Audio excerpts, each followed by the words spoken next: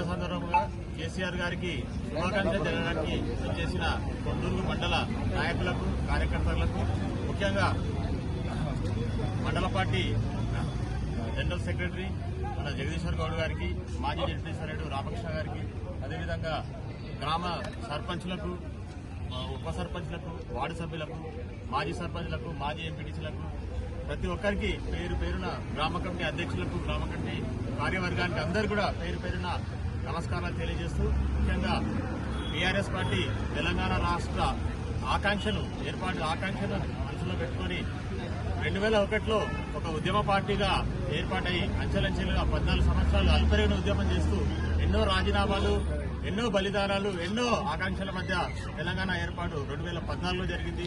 తదుపరి మీ అందరూ తెలుసు, తెలంగాణ రాష్ట్ర ప్రభుత్వంగా టీఆర్ఎస్ పార్టీ ఆవిర్భవించి 2 దఫాలుగా కేసీఆర్ గారు తెలంగాణ రాష్ట్రాన్ని పాలించి దేశంలోనే ఎవరు చేయనని అభివృద్ధి సంక్షేమ పనులు చేసి ఈరోజు దేశంలోనే అన్నింటిలో నెంబర్ 1 స్థానంలో నిలిపాడు. ముఖ్యంగా కరెంటు కానీ, నీళ్లు కానీ, ఈ 2 చాలా ముఖ్యమైనవి మనకు.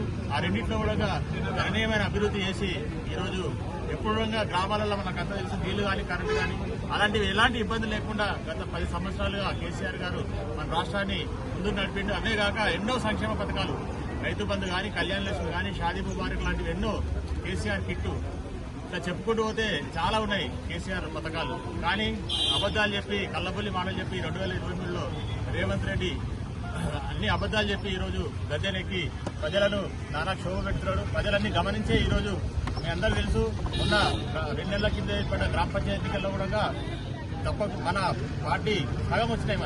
వాళ్ళకి 10 వస్తే మనకు 5 వచ్చినాయి, వాళ్ళకి 20 వస్తే మనకు 10 వచ్చినాయి. అంటే అధికార పార్టీ ఉంటే 90% రావాలి వాళ్ళకే. కానీ అలాంటి పరిస్థితి లేదు, ప్రజలలో వ్యతిరేకత ఉన్నది.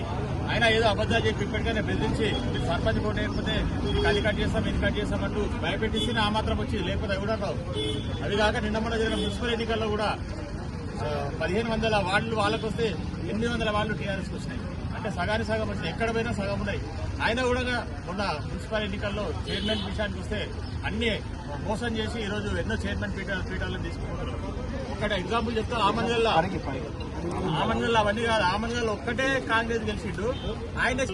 ఎందుకంటే ప్రజలు వెయిట్ చేస్తున్నారు, ఇంకా 3 సంవత్సరాలు ఉంది కదా, ఏదైనా చిన్న అభివృద్ధి అనే ఉద్దేశంతో కొంతమంది అలా చేసిరు. కాబట్టి ఇంకా రాబోయే రోజుల్లో తప్పకుండా ప్రజలంతా, తెలంగాణ ప్రజలంతా కేసీఆర్ వైపు చూస్తున్నారు.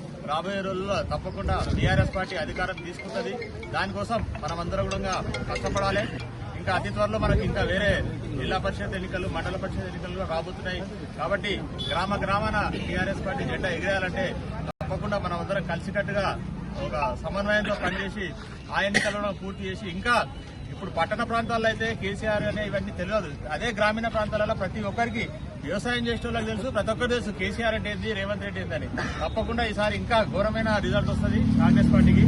ఇంకా ఎక్కువ టీఆర్ఎస్ పార్టీ ఆదరణ లభిస్తుంది. ఈ సందర్భంగా తెలియజేస్తూ, కేసీఆర్ లాంటి ఒక పెద్ద మనిషి, ఉద్యమ నేత, ఎన్నో సంవత్సరాలు 40-50 ఏళ్ల రాజకీయ చరిత్ర ఉన్న కేసీఆర్ ను ఈరోజు కేసుల పేరుట అక్రమ కేసులు బనాయించి ఆయనను జైలు పెట్టాలనే ఉద్దేశంతో విచారణ పెరగడం, ఇలాంటి అనైతిక పనులు చేస్తుంది. కాబట్టి తప్పకుండా రేవంత్ రెడ్డికి ప్రజలు శిక్ష చేస్తారు. ఎలాంటి అక్రమాలు చేయని కేసీఆర్ ను ఆ విధంగా ఇబ్బంది పెట్టడం చాలా బాధాకరం. కాబట్టి తప్పకుండా దానికి ప్రజలన్నీ గమనిస్తున్నారు. రాబోయే రోజుల్లో వాళ్ళకి కరువు కాల్చి వాత పెట్టే రోజులు దగ్గరనే ఉన్నాయి. కాబట్టి మనమందరం ఇంకా ఏకపక్షంగా ప్రతి ఒక్కరం సమన్వయంతో పనిచేసి పార్టీని ముందుకు తీసుకెళ్లి కొందూరు మండలంలో మళ్ళొకసారి తిరిగి మా కార్యకర్తల కష్టం చూస్తే రైతులకు బాధ అనిపిస్తారు. ప్రజలైతే కార్యకర్తలు 2 రోజుల బట్టి భోజనం లేకుండా 10,000 మంది కార్యకర్తలు వచ్చి రాత్రి వాళ్ళు కష్టపడ్డారు నా కోసం.